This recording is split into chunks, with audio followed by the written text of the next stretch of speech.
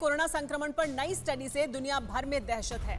हवा के जरिए कोरोना फैलने का बड़ा दावा किया जा रहा है। हवा के जरिए तेजी से फैलता है कोरोना। ये लैंसेट जर्नल के तहत एक स्टडी में ये दावा किया गया है। हवा से कोरोना फैलने के पुख्ता सबूत मिले हैं, ये दावा किया गया है लैंसेट की स्टडी में। इंग्लैंड, अमेरिका और कनाडा के रिसर्चर्स ने ये रिपोर्ट तैयार की और उनका ये कहना है कि ये एयरबोर्न है, यानी हवा से फैल रहा है। पहले इस तरह की बात नहीं थी, पुख्ता तौर पर नहीं कही जा रही थी। हालांकि इसके बारे में कहा यह जा रहा था कि ऐसा अंदेशा है कि ऐसा हो रहा है, लेकिन अब ये रिपोर्ट भी सामने आई है जिसमें बताया जा रहा है कि एयरबोर्न है, यानी हवा से फैलता है। इसी वजह से बार बार आपको मास्क, क्योंकि पहले था कि ड्रॉपलेट से फैल रहा है, लेकिन अब एयरबोर्न होने की बात हो रही है, यानी हवा से फैल रहा है, इसकी बात हो रही है। तो क्या है दरअसल रिपोर्ट में क्या दावा किया गया है, इसके बारे में आइए आपको बताते हैं। संक्रमित व्यक्ति से कोई संपर्क में नहीं आया था। रिपोर्ट में बताया गया एक इवेंट में संक्रमित व्यक्ति से 53 लोग पॉजिटिव हो गए। इस तरह से इस रिपोर्ट में बताया गया कि किस तरह से एक व्यक्ति से 53 लोग पॉजिटिव हुए। संक्रमित व्यक्ति से कोई संपर्क में नहीं आया था, उसके बावजूद वो संक्रमित हुए। बंद जगह पर संक्रमण ज्यादा तेजी से फैलता है क्योंकि हवा अंदर ही रहती है और खुली जगहों पर ऐसा नहीं होता। हवा से वायरस फैला, लोग इन्फेक्ट होते चले गए, यानी जो हवा थी वहां पर क्लोज स्पेस में, उससे इन्फेक्शन बढ़ा है। बंद जगह में खास तौर पर संक्रमण तेजी से फैला है। तो जो फाइंडिंग है वो ये है, उसके आधार पर ये फाइंडिंग है जो हम आपको बता रहे हैं। बंद जगह पर संक्रमण ज्यादा तेजी से फैलता है। बिना लक्षण वाले लोगों से 40% वायरस फैला। जिनको कोई लक्षण नहीं था, जिन्हें हम एसिम्प्टोमेटिक कहते हैं, यानी कोई सिम्टम्स नहीं दिख रहे हैं, उनसे 40% लोगों को इन्फेक्शन हुआ। कोविड अस्पतालों के एयर फिल्टर्स में भी वायरस मिला है, रिपोर्ट में यह बताया गया है।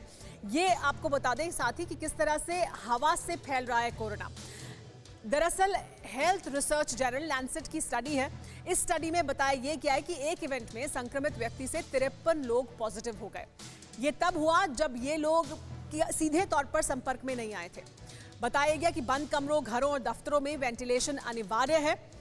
इसके अलावा सोशल डिस्टेंसिंग मेंटेन करने की भी सलाह दी गई है। लोग घर पर भी हर समय मास्क पहने, ये कहा गया है इस रिपोर्ट के मुताबिक। लोगों को क्वालिटी मास्क लगाने की अपील भी की गई है। साथ ही घर में रहने के अलावा क्वालिटी मास्क लगाएं। स्वास्थ्य कर्मियों को पीपीई किट और विशेष मास्क दिए जाएं, जो अभी भी इस्तेमाल कर रहे हैं। पीपीई किट मास्क के अंदर हवा घुसने की जगह नहीं होनी चाहिए, क्योंकि उसके जरिए फिर संक्रमण हो सकता है। लेकिन जो ये स्टडी है, एयरबोर्न होने की जो बात अब की जा रही है, इससे क्या फर्क पड़ेगा, अभी तक जो जानकारी हमारे पास थी उसमें और ये जो नई जानकारी अब हमारे सामने आई है उसको लेकर। डॉक्टर अरुण, आपको क्या लगता है, ये जो नई लैंसेट की तरफ से इस रिपोर्ट में दावा किया गया, हालांकि ये पहले से भी बात लगातार थी कि एयरबोर्न हो सकता है, इससे क्या फर्क पड़ेगा हमारे आम दिनचर्या में, या जो हम अभी तक लोगों को गाइडलाइंस इनका फॉलो करने के लिए कह रहे थे, उसमें क्या बदलाव है, होना चाहिए? देखिए, जो बातें लैंसेट में आई, कोई सरप्राइजिंग बातें नहीं आई है। मेडिकल साइंस में इसको एयरबोर्न इन्फेक्शन को लेकर के, ड्रॉपलेट को लेकर के पूरे 1 साल से चलता आ रहा है, और एयरबोर्न इन्फेक्शन की पॉसिबिलिटी का भी रूल आउट की नहीं गई थी। पर जिस तरह से ये तेजी से फैला गया, तो मान के चलिए इवन बिफोर द स्टडी हमें पता था कि ये बहुत, इसका mode of transmission air droplet के अलावा कुछ और भी है। पर मेरा ये कहना है कि अब हमें अपनी स्ट्रेटेजी बदल देनी चाहिए कि जो एक तो सरकार को इस बात को एक्सेप्ट कराना चाहिए कि ये कम्युनिटी ट्रांसमिशन है। अब आप ज्यादातर लोगों में सोर्स ऑफ कॉन्टेक्ट ट्रेस कर ही नहीं सकते। द मोमेंट यू रियलाइज कि कम्युनिटी ट्रांसफर, आपको सारे के सारे स्ट्रेटजी बदलनी पड़ेगी। अगर आप दिल्ली को देखो, तो दिल्ली में जिस तरह से 20% लोगों को पॉजिटिव दिखा रहा है, मतलब हर 5 में से एक आदमी पॉजिटिव है, इसका मतलब और ज्यादा भी होंगे। दिल्ली में करीब 50-60 लाख पॉजिटिव हो चुके हैं इस डेटा के हिसाब से। तो अब रोकना मुझे लगता नहीं प्रैक्टिकली बहुत संभव होगा। तो उसको चलो अपने जो सोशल मेजर्स को आप करते रहिए, पर सारा फोकस अब अपने सारे रिसोर्सेज हमें ट्रीटमेंट पे और ऑक्सीजन पे और खासकर वैक्सीनेशन पे लगा देने चाहिए। लेकिन वैक्सीनेशन वो तो कम पड़ रहा है। वो तो हम पिछले साल से, हमें लगभग 1 साल हो गया है, हम 1 साल के बाद भी अब हम उस जगह पर खड़े हैं जहां पर हम फिर ये बात कर रहे हैं कि अब हम फिर बेड बढ़ाएंगे। बेड बढ़ाने की बात रोज की जा रही है। आपने पहले ही बेड्स को क्यों नहीं इस तरह से रखा था कि आप एकदम से उनका इस्तेमाल कर सकें? कहां पर चूक हुई है हमसे?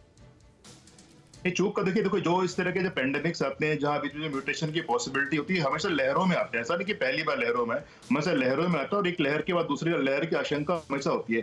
सरकार ने फॉर अपने ओन रीजंस, अपने इकोनॉमिक रीजन से और दूसरे रीजंस की वजह से कभी जैसे केसेस बढ़े तो बेड बढ़ाए। पर मुझे लगता है जनवरी में वैक्सीनेशन स्टार्ट हुआ, वैक्सीनेशन को और एग्रेसिवली लेना चाहिए था। अगर आज हमारी पॉपुलेशन को देखा, जिनको दोनों वैक्सीन लग चुके हैं, बहुत ही मिनिमम है बाकी कंट्रीज के मुकाबले। जी हाँ, अगर 2 वैक्सीनेशन करना चाहिए था, और अभी भी हमें इसे तेजी से आगे बढ़ाने की जरूरत है। ये बड़ी बात है, इस पर बात करेंगे आगे। अड़ी सोमवार से शुक्रवार शाम 6 बजे सिर्फ TV9 भारतवर्ष पर।